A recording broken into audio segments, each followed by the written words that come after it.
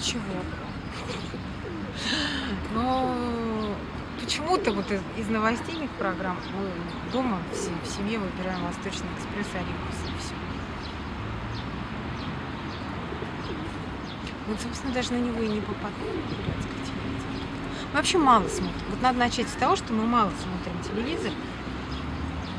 Если смотрим, то канал «Культура».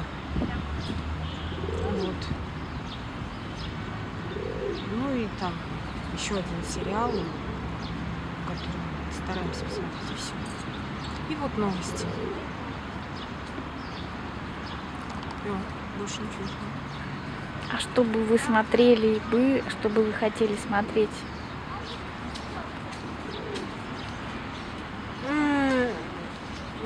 Я бы, наверное, с удовольствием смотрела бы какую-нибудь такую программу, типа такой, которую делала Наталья Уланова. «Город У», «Культурная практика», я даже название помню чуть. Вот. Вот такие. Но у нас сейчас нет, наверное, телевизора, журналистов, которые могут такое